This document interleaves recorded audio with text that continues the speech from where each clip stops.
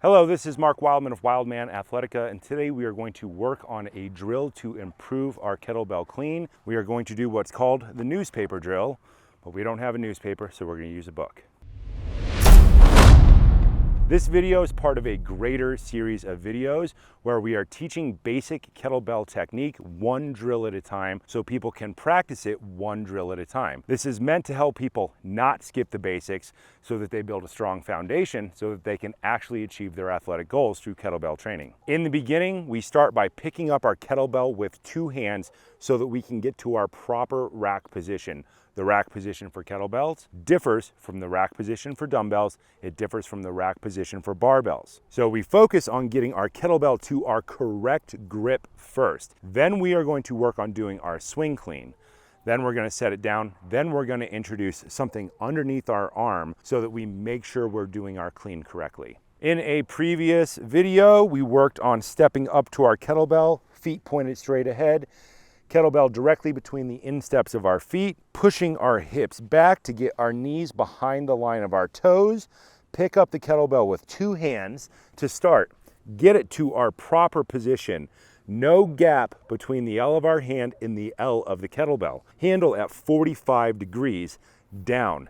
That is our proper kettlebell grip that allows us to lift the longest, which is the point of kettlebelling. Working on our swing clean, keep your elbow close to your hip. Point your thumb back.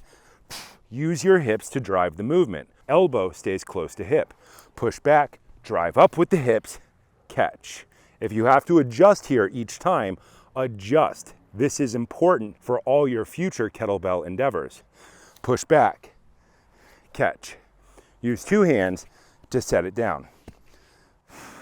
People have a hard time understanding where to keep their elbow and how close to keep it to their body. So we used to do a drill called a newspaper drill, but people don't have newspapers anymore. So today we're just going to use a book.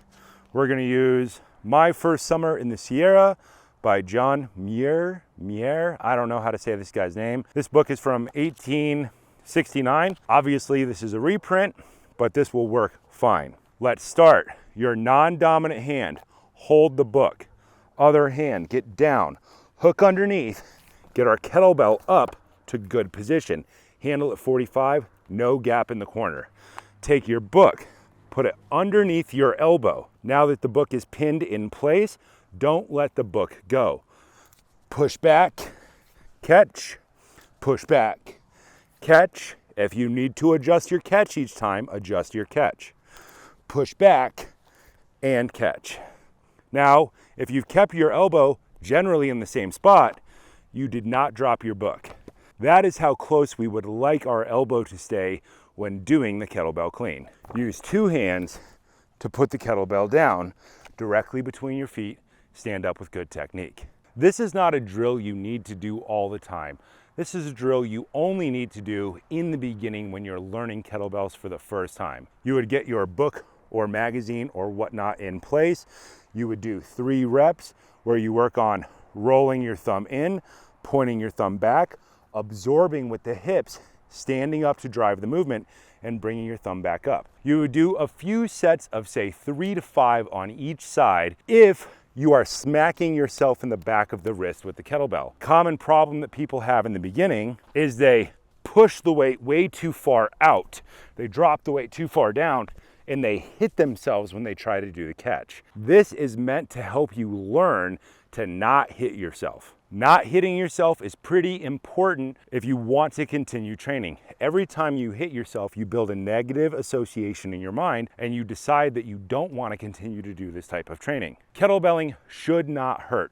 That is the point of all of these drills. It's to help people learn technique one small bit at a time so that they can build up their numbers so they can go up in weight and then they can build complexity on top of it. You need to understand how to do your kettlebell clean in order to be able to do more advanced movements like the clean and press, the foundational movement of developing any athletic physique. Doesn't matter if you do it with dumbbells, kettlebells, or barbells, clean and press is a key athletic movement. So you should be very good at the clean. In order to be good at something like the Turkish get up, which is a fundamental kettlebell action where we learn to get up off of the ground, you also should probably be good at the clean. the rack position is very key to everything moving forward. So go ahead and try this drill a couple of times. Learn to make your cleans better, and therefore you will be able to endure longer and you will get more out of your kettlebell training in less time.